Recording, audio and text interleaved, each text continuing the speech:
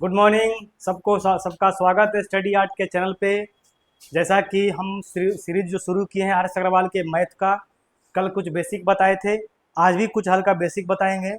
और कल से हम लोग पहले एक्सरसाइज का proper line by line question बनाना शुरू कर देंगे।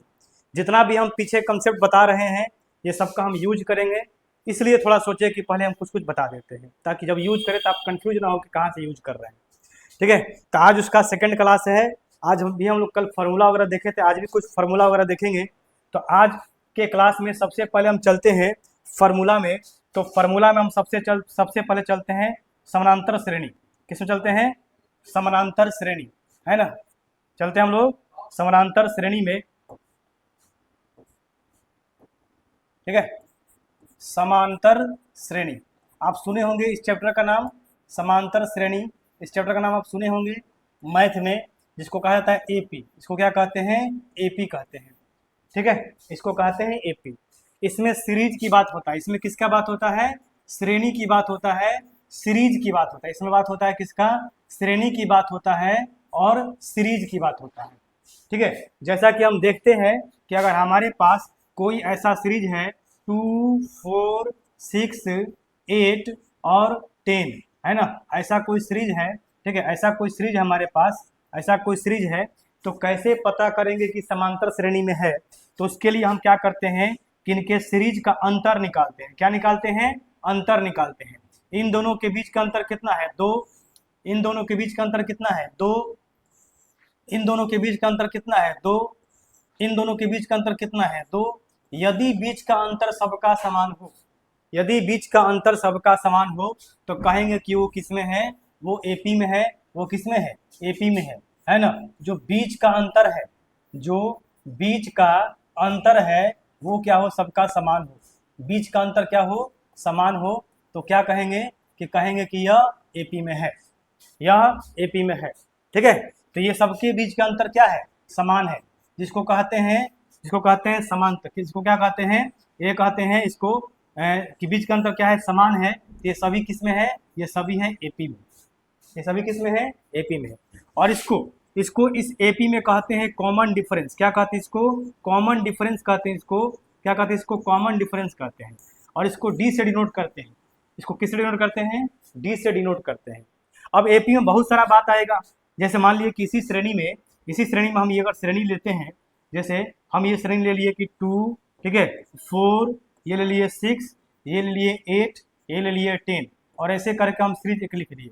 तो इसका जो पहला पद है इसको हम डिनोट करते हैं ए से या डिनोट करते हैं टी से। टी मतलब कि टर्म। तो पहला पद को कह सकते हैं T1। क्या कहते हैं? T1। दूसरा को कहते हैं T2, तीसरा को कहते हैं T3, चौथा को कहते हैं T4। ऐसे करके हम टर्म को लिखते हैं, टर्म 1, टर्म 2, टर्म 3, टर्म 4। और जब भी हम डी निकालते हैं यानी कि कॉमन डिफरेंस निकालते हैं, तो कॉमन डिफरेंस इक्वल टू लिखते हैं T2 और माइनस लिखते हैं T1, और या लिखते हैं T3 और माइनस लिखते हैं T2। ठीक है, ये लिखते हैं T3 और T2 लिखते हैं। समझे कि नहीं? तो ये जो है कि आपका कॉमन डिफरेंस निकल गया। ये कॉमन डिफरेंस ऐसे ही निकालते हैं, जैसे कि यहाँ से 4 में से 2 गया 2 आएगा, 6 में से 4 गया 2 आएगा, 8 में से 6 गया 2 आएगा, 10 में से 8 गया 2 आएगा। ऐसे हम निकालते हैं कॉमन डिफरेंस। अब बात करते हैं आगे का, कि जैसे मान लीजिए कि हमारे पास बहुत सारा एक सीरीज है। हमारे पास एक सीरीज है, मेरे पास एक सीरीज है, मेरे पास एक सीरीज है। कौन सा सीरीज है? 2, 4, 6, 8 और 10। ऐसे एक मेरे पास क्या है? सीरीज है। तो पहले पद को क्या कहते हैं? T1 कहते हैं या A1 कहते हैं? A1 मतलब क्या हो गया और T1 मतलब क्या हो गया? ये हो गया पहला पद। ये क्या हो गया? पहला पद हो गया। ठीक है, पहला पद हो गया। अच्छा, अंतिम पद को भी डिनोट करते हैं। अंतिम पद को डिनोट करते हैं या तो Tn से, या तो An से, और या तो L से। ये अंतिम पद को डिनोट करते हैं, लास्ट टर्म को।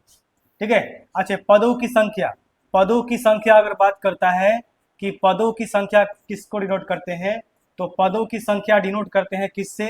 ये डिनोट करते हैं n से। किससे डिनोट करते हैं? n से। ये हो गया पदों की संख्या। ठीक है। और कॉमन डिफरेंस यानी कि अंतर क्या होता है, अंतर जो होता है पदों का अंतर, ठीक है, पदों का अंतर को डिनोट करते हैं किससे, डी से। और इस प्रकार एक फॉर्मूला बनता है T n equal to a plus n minus one into d, ये फॉर्मूला बनता है इस प्रकार, ठीक है, ऐसे इसका फॉर्मूला बनता है। ध्यान रहेगा कि यहाँ पे एन रहेगा तो यहाँ पे एन रहेगा, जो भी यहाँ पर रहेगा टी के साथ वही यहाँ रहेगा ब्रैकेट में। यहाँ पे अगर दे देंगे पी, जैसे मान लो हम लिखते हैं टी पी, तो लिखना पड़ेगा ए प्लस, यहाँ लिखना पड़ेगा पी माइनस वन और यहाँ लिखना पड़ेगा डी। अगर हम यहाँ टी पी लिखते हैं तब, जैसे मान लो कि हम यहाँ लिखते हैं टी आर, तो यहाँ लिखेंगे ए प्लस और यहाँ लिखेंगे आर माइनस वन और इंटू लिखेंगे यहाँ पे डी, ये टी आर अगर जोड़ते हैं तब। जैसे मान लो कि यहाँ पे लिखते हैं टी एस, तो यहाँ लिखेंगे ए प्लस, यहाँ लिखेंगे S minus one into D, यानी कि जो भी टी के साथ होगा वही ब्रैकेट में लिखेंगे, जो भी टी के साथ होगा वही टर्म ब्रैकेट में क्या करेंगे, लिखेंगे। बात समझे कि नहीं? तो ये हो गया एक फार्मूला। अब मान लो कि हम यहाँ पे लिखते हैं, ध्यान देंगे कि जैसे मान लो कि हम लिखते हैं T4, क्या लिखते हैं यहाँ पे T4, तो क्या देंगे यहाँ पे A प्लस और यहाँ देंगे 4 माइनस वन और इंटू देंगे यहाँ पे D, ठीक है, ये नो क्योंकि यहाँ 4 है तो यहाँ 4 होगा।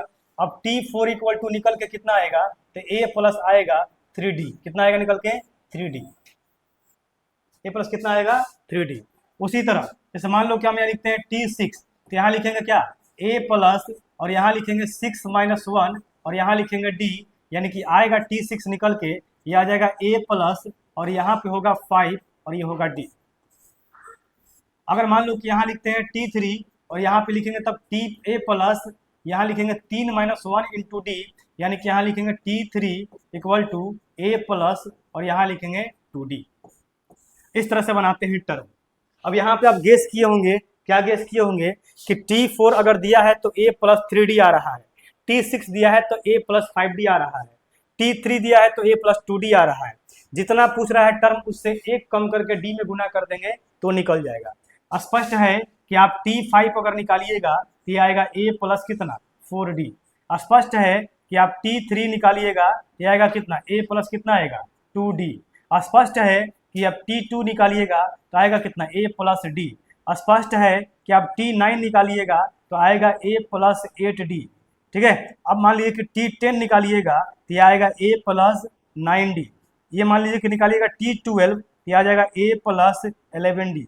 यही होगा जो है कि आपको क्वेश्चन बनाने में बहुत आसानी कर देगा, ठीक है, सीरीज का क्वेश्चन। तो एक फार्मूला से हम ये सब समझ गए। और ये Tn कहते किसको हैं, Tn कहते हैं अंतिम पद को। Tn किसको कहते हैं, अंतिम पद को क्या कहते हैं, अंतिम पद को कहते हैं Tn। इसी को डिनोट करते हैं L से और इसी को डिनोट करते हैं An से, ठीक है। तो ये एपी क्या बात। अब कैसे क्वेश्चन बनेगा इसका, जैसे मान लीजिए हमारे पास एक क्वेश्चन है, जैसे मान लीजिए हमारे पास एक क्वेश्चन है कि 13, ठीक है, 17, 21, ठीक है, 21 के बाद 25, ऐसे करके एक क्वेश्चन है और कह रहा है कि इसका 10 टर्म निकालो। क्या कह रहा है, इसका 10 टर्म क्या करो, फाइंड करो, ठीक है, 10 टर्म इसका क्या करो, फाइंड करो। ये क्वेश्चन हो गया, ठीक है। तो कैसे निकालेंगे 10 टर्म, यानी कि अंतिम पद, अंतिम टर्म कह रहा है, अंतिम मतलब जहां तक वो रुक गया वहां तक कह रहा है। 10 टर्म का मतलब होता क्या है, 10 टर्म का मतलब क्या हुआ कि पहला टर्म, दूसरा टर्म, तीसरा टर्म, चौथा टर्म, ऐसे करते करते 10 को गिन के जाओ और वहां पे कौन सा नंबर होगा वो बताओ। तो हमारे पास फॉर्मूला क्या है, हमारे पास फॉर्मूला है Tn equal to A plus n minus 1 into d. ये हमारे पास फॉर्मूला है। और कितना टर्म का पूछ रहा है, 10 का, यानी कि T10 equal to A plus और यहाँ पे हो जाएगा कितना, अभी लिखते हैं पूरा अच्छे से विस्तार से, 10 माइनस 1 इंटू डी, यानी कि यहाँ पे हो जाएगा T10 इक्वल टू, यहाँ पे हो जाएगा A प्लस और ये हो जाएगा 9D, ठीक है, A प्लस 9D। अब क्या क्या चाहिए तो हमको निकल जाएगा 10 वाला, तो A चाहिए और D चाहिए। तो A बताओ कितना है, A हो जाएगा तुम्हारा 13, ये कितना हो जाएगा तुम्हारा 13, और D निकाल दो, तो D निकालो, 17 में से 13 गया 4, 21 में 17 गया 4, यानी कितना आ गया 4। अब यहाँ पर रख दो तो ये हो जाएगा T10 इक्वल टू, यहाँ पर हो जाएगा कितना, हो जाएगा 13 और प्लस हो जाएगा 9 इंटू 4, यानी कि 36 प्लस 13, ये कितना हो जाएगा 36 प्लस 13, तो ये हो जाएगा तुम्हारा 49। यानी कि यहाँ पे कौन सा नंबर आएगा, यहाँ पे आएगा 49 नंबर आएगा, जो कितना नंबर टर्म पे आएगा, 10 नंबर टर्म पे आएगा। कितना टर्म पे आएगा, 10 नंबर टर्म पे आएगा। तो ये तो हमने बनाया विस्तार से, ठीक है, लेकिन आप बताइएगा तो इतना लंबा नहीं लिखना आपको। हम एक और बना देते हैं विस्तार से क्वेश्चन। एक और क्वेश्चन रहेगा, जैसे मान लीजिए कि क्वेश्चन देते हैं हम एक, ठीक है, एक और हम क्वेश्चन देते हैं। क्वेश्चन अगर हो गया आपका कि यहाँ पे है मान लीजिए कि 200, कितना है 200, और यहाँ पे हो गया 250, और यहाँ पे हो गया 300, ठीक है, और करते करते ये चला गया, और ये चला गया कहाँ पे, तो ये चला गया 600 पे। कहाँ चला गया, 600। इस बार दोनों में अंतर क्या है, यहाँ पे टर्म पूछ रहा था कि 10वां टर्म क्या है, इस बार कह रहा है कि 600 लिख दिए तो वहां पे कितना नंबर टर्म होगा। तुम लिखते लिखते कहां तक चले गए, 600 तक चले गए, तो कितना नंबर टर्म होगा। तो यहाँ पे दिया था पदों की संख्या, यहाँ पे क्या दिया था, पदों की संख्या। क्वेश्चन में बिल्कुल कंफ्यूजन नहीं करेंगे। यहाँ पे क्या दिया था, यहाँ पे दिया था पदों की संख्या। क्या दिया था, पदों की संख्या। और यहाँ पे दिया है अंतिम पद। यहाँ पे क्या दिया है, यहाँ पे दिया है अंतिम पद। ये दिया है अंतिम पद, ठीक है, ये क्या दिया है, अंतिम पद। तो कैसे इसको सॉल्व करेंगे, हमारे पास एक ही फॉर्मूला है। कौन सा फॉर्मूला है, फिर से लिखते हैं। हमारे पास फॉर्मूला है Tn equal to a plus, और यहाँ पे n-1 इंटू क्या है, डी। एक ही फॉर्मूला हमारे पास है। अच्छा, Tn मतलब क्या होता है, अंतिम पद, ए मतलब पहला पद, n मतलब पदों की संख्या, डी मतलब समानांतर, इसके बीच का अंतर, इसको सर्वांतर कहते हैं, ठीक है। अब डी मतलब सर्वांतर हो गया, डी निकाल लो। डी कैसे निकलता है जानते हो ना, 250 में से 200 गया, कितना आएगा 50, और 300 में से 250 गया, कितना आएगा 50, यानी कि यहाँ भी आ रहा है 50 और यहाँ भी आ रहा है 50, और यही वैल्यू किसका है, डी का है। ये किसका वैल्यू है, डी का। अंतिम पद का आ रहा है 600, यानी कि टीएन कितना दे दिया है, ये दे दिया है टीएन बराबर 600, और पहला पद कितना दे दिया, पहला पद दे दिया है 200, और प्लस एन तो हमको निकालना ही है, और डी हमको दे दिया है 50, डी दे दिया है 50। तो 600 में से 200 गया, कितना आ गया 400, और 400 को 50 से डिवाइड करेंगे कितना आएगा 8, 8 हम एक जोड़ देंगे कितना आएगा 9। निकाल दो, उसको सॉल्व करो। 600 में से 200 गया, कितना हो गया 400, और 400 को 50 से डिवाइड कर दो, और इक्वल टू यहाँ बचा n-1, ये कट जाएगा 8 बार में, कितना बार में कटेगा 8 बार में, तो क्या n इक्वल टू 9 नहीं होगा क्या।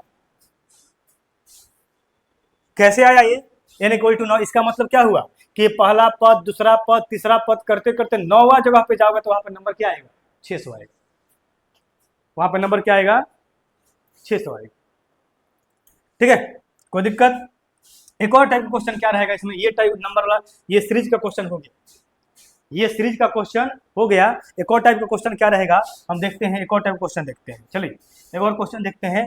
क्वेश्चन ये रहेगा एक और टाइप का कि क्वेश्चन दे देगा आपको कि 7वां पद, क्या दे दिया 7वां पद, 7वां पद यदि 5 है, कितना है 5 है 7वां पद, 7वां पद अगर मान ली कि 5 न लेके कुछ और लेते हैं, 7वां पद यदि 14 है, ठीक है, 7वां पद यदि 14 है, और 10वां पद, 10वां पद ये है 20, कितना है 20। तो यहाँ पर बताना है कि बताओ ए का वैल्यू क्या होगा, ठीक है, और बताओ डी का वैल्यू क्या होगा। ये क्वेश्चन है कि 7वां पद किसी श्रेणी का, 7वां पद दे दिया 14, 10वां पद दे दिया 20, तो श्रेणी का ए का वैल्यू क्या होगा, डी का वैल्यू क्या होगा। अभी बताए थे कि 7वां पद मतलब होता है ए प्लस 6d, होता है कि नहीं, ये दे दिया है 14, ये कितना दिया है 14। 10वां पद मतलब होता है ए प्लस 9d, होता है कि नहीं, ये दे दिया है 20, ये कितना दे दिया है 20, है कि नहीं। हम क्या करेंगे, हो गया 2 चर का समीकरण, और इसको माइनस करते हैं तो ये वाला पोर्शन कट जाएगा, 6 में से 9 गया तो हो जाएगा -3d, और यहाँ पर हो जाएगा -6, तो ये कट जाएगा 2 बार में, कितना बार में कटता है 2 बार में, तो डी का वैल्यू कितना आ गया, डी का वैल्यू आ गया 2। और जब डी 2 हुआ तो यहाँ से निकाल लो 6 दूना 12, और ए का कितना हो जाएगा, ए का हो जाएगा 2, ए का कितना हो जाएगा 2। अब जब आप लिखते हैं इसको पहला टर्म, तो पहला टर्म जानते हैं कि पहला टर्म को कहते हैं ए, दूसरा टर्म को क्या कहते हैं, इसको कहते हैं ए प्लस डी, तीसरा टर्म को क्या कहते हैं, इसको कहते हैं ए प्लस 2d, चौथा टर्म को क्या कहते हैं, चौथा टर्म को कहते हैं ए प्लस 3d, क्या कहते हैं ए प्लस 3d, पांचवा टर्म को क्या कहते हैं, इसको कहते हैं ए प्लस 4d, ये बताए ना। अब जितना कहेगा उतना हम लिख देंगे। अगर कहे क्वेश्चन में इसका बनाओ सीरीज, तो बना दीजिए, पहला पद क्या है, तो पहला पद हो गया 2, दूसरा क्या है ए प्लस डी, तो ए का मान कितना है 2, और डी का मान कितना है 2, तो 2 2 कितना हो जाएगा, ये हो जाएगा 4, तीसरा पद होता है ए प्लस 2d, तो यहाँ रखो d का 2 है तो 2 दूना का 4 और 4 2 कितना हो गया 6, ये हो गया तीसरा पद। रखो यहाँ पे 2 तो 2 3 6 और 6 2 कितना हो गया 8, ये चौथा पद। यहाँ पर रखो, यहाँ 2 रखो, 4 दूना 8, 8 2 कितना हो गया 10, ये पांचवा पद हो गया। ये कौन सा पद हो गया पांचवा पद। तो ऐसे बनता है, यानी कि इसका सीरीज बन जाएगा 2 4 6 8, जहां तक आगे कहे वहां तक लिख सकते, जहां तक आगे आगे कहे वहां तक लिख सकते। ये एपी का हुआ। ये कौन सा फॉर्मूला हुआ, ये फॉर्मूला अंतिम पद निकालने वाला, ये फॉर्मूला हुआ अंतिम पद निकालने वाला। आगे चलते हैं, आगे एक और क्वेश्चन होता है, आगे एक और टाइप का क्वेश्चन होता है कि आगे कि अगर मान लीजिए कि यही पद दिया रहे, यही पद दिया रहे 2 4 6 8 और 10, और करते करते यहाँ दे दे कि इसका 20वां पदों तक क्या करो, 20वां पदों तक का योग निकालो, 20वां पदों तक का क्या निकालो, पदों तक का योग निकालो।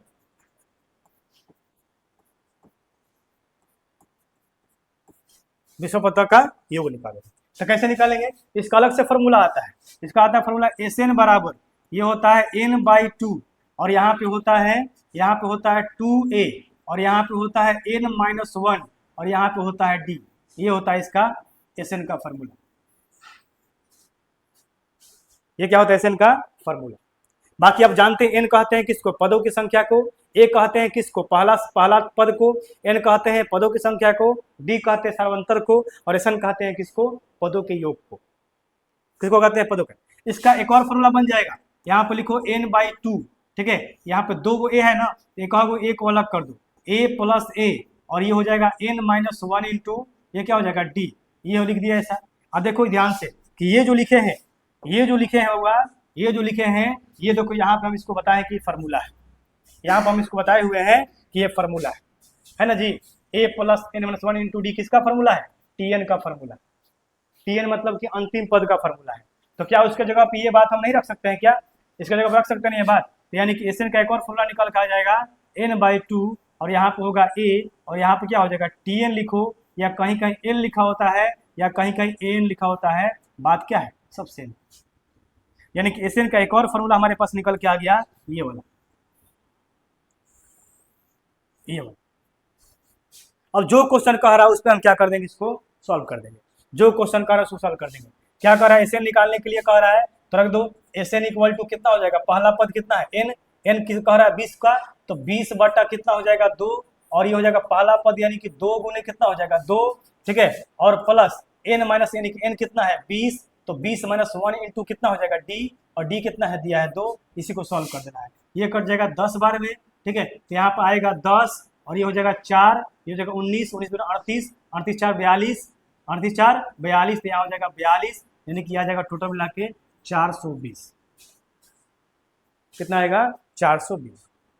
ध्यान से समझेंगे कि जैसे वहां बताए थे कि यहाँ पे इन होगा तो यहाँ भी क्या होगा इन होगा, जो चीज यहाँ पे होगा वही चीज वहां पे होगा। अगर मान लो कि यहाँ पे हम लिखते हैं SP, क्या लिखते हैं SP, तो यहाँ भी होगा P/2, क्या होगा P/2, और यहाँ होगा 2a, और प्लस यहाँ पे होगा P-1, और यहाँ होगा d।